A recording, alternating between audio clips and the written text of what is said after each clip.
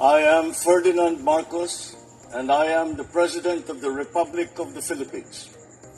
I stand today on behalf of 110 million Filipinos. Hi everyone! Hello Universe, it's me again. Shout out sa mga Marcos Loyalty supporters, Filipino and OFW. Mayroon tayong upload videos, updates guys. Ayan. Siguro naman kilala niyo po ito, no? Siya po ang dating mayor ng Iloilo. Si Jed Mabilog, na kung saan ay pinagbibintangan ni dating Pangulong Rodrigo Duterte, kaya tumakas ito papuntang Amerika. Alam nyo naman mga kababayan, anong panahon na yun, pag hindi ka talaga sang-ayon, may kalalagyan ka. Bakit nasabi ko yun? Kung napanood nyo po yung salaysay niya sa Quadcom, kung paano niya isiniwalat yung ginawa sa kanya ng dating administrasyon. Alam nyo guys, no? Alam nyo kung bakit ito napili ni Pangulong Marcos Jr. bilang Undersecretary ng DILG. Magaling po ito dahil sa kanyang pamumuno before, ang daming malalaking mga kontrabando ang nahuli. Oo, yan po ay naisiwalat niya yan, yung nag-testify siya sa Quadcom. Just in, Malacanang confirms the appointment of former Iloilo City Mayor Jed Patrick Mabilog as an Undersecretary of the Department of Interior and Local Governments, which is ang DILG. Oh, siyempre. Diba? Bagay naman sa kanya. Siyempre, dating local government siya, kumbaga dating mayor ng Iloilo City. Kaya okay yun, no? Kung sino man ang nagki-question sa pagkatao niya, alamin niyo muna bago kayo mag-criticize sa kanya. So, alam po natin, matagal na po nag-stay yan sa Amerika, tumakas. Dahil nga talagang pinaratangan siya ni dating Pangulong Digong. Nasangkot siya sa mga, alam nyo na. Pero sabi ko nga, yung mga taong mahilig magbintang, gawain nila. Sapagkat sinabi po ni dating hitman ng dating Pangulong Digong, si Las Cañas ay mismo, ang dating Pangulo ay protector ng mga drug lord. Ilagay ko sa screen ko yan. So, alam nyo guys, kung alam nyo totoong story nito ni ngayon Undersecretary ng DILG, yung iba maniwala siguro dahil mga antay, 'di ba? Pero siyempre, yung katotohanan ay ako nakikita ko base doon sa kanya mga sinasabi, hindi po totoo yung mga paratang sa kanya. Kasi yung nagparatang number 1 po yun. Protector. Mabilog went into exile in August 2017 after he was tagged as yan, kita nyo, the protector by then President Rodrigo Duterte. Yung nagtag sa kanya mismo ang totoong drug lord, protector. Nasabi ko yan because sinabi po ni Mr. Las Cañas. Diba guys? So, he was granted executive clemency by President Ferdinand Marcos Jr. in January 2025. Yes, kasi binigyan po ng clemency yan ng Pangulong Marcos Jr. Sinuri mabuti yung totoong pagkatao ni Mabilog. Kung lahat ba yung paratang sa kanya ng dating Pangulo ay totoo. Siyempre guys, ang Pangulong Marcos Jr. matalino. Alam niya kung totoo o hindi. Kaya nga bago siya in-appoint yan ibig sabihin, bago siya binigyan ng clemency noong 2025, siyempre, sinuri ng Pangulo. Siguro, na-found out ng Pangulong Marcos Jr.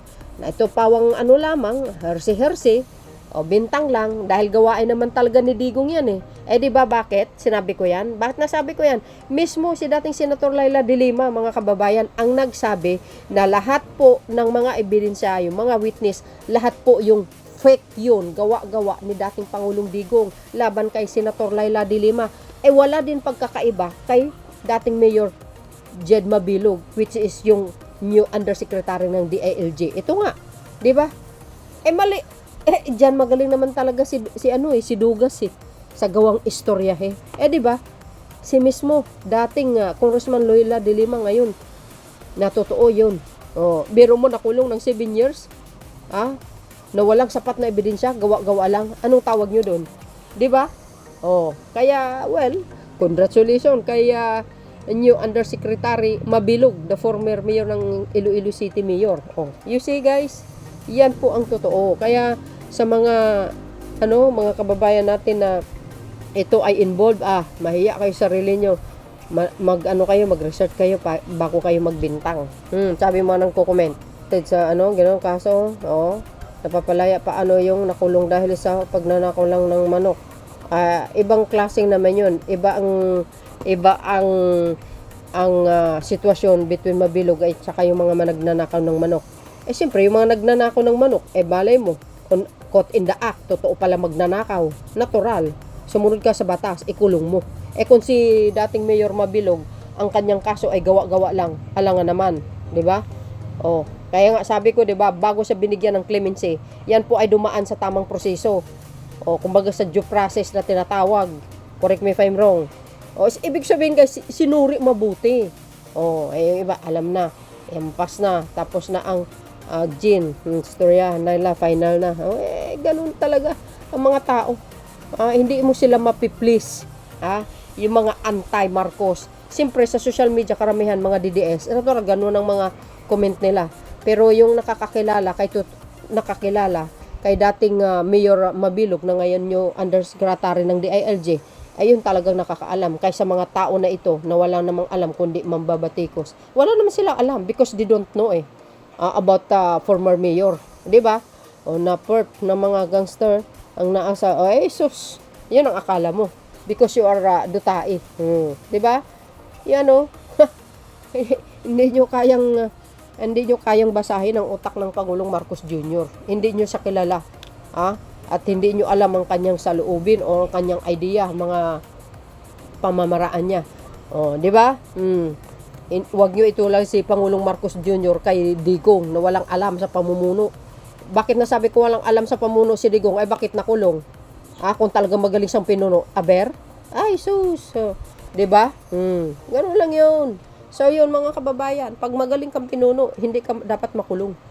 Patulad ni Goria, ba't kulong? Kasi hindi siya magaling na pinuno. Di ba? Ganun lang yun Kita naman yun Sabagay, marami namang mga dahilan kung bakit hindi ka magaling na pinuno. Well, anyway. Tulad ni Pangulong Marcos Jr. Proud ako. Dahil yung Pangulo na yan, kitang-kita naman sa gawa, di ba? Walang bahid. Nadugo sa mga kamay niya. Tulad ni Digong. Ay, sos. Bakit nasabi ko yan? Anong sinabi ni Bato-Bato? Di ba? Ni Las Cañas, yung mga nila, yung mga salaysay nila, tsaka si Mr. Asierto, doon, pakinggan nyo, panoorin nyo. May video ako dyan. 1 year ago. Tagal na yun. Tingnan nyo kung paano magsalaysay si Las Cañas. Nakakakilabot at nakakakainis. Di ba? Nararapat at So, yun, mga kababayan. Ayan pa, patunay na nanumpa na po ang dating mayor ng Iloilo. Na ngayon ay undersecretary ng ayan see? The Region Victoria administers the outtaking of newly appointed DILG Undersecretary Jed Patrick Mabilog on May 3, 2026. You see guys? So yun mga kababayan, ano po ang kapalagayan nyo? Bago tayo maghusga, alamin natin ang buong katotohanan sa likod ng kanyang pagkatao.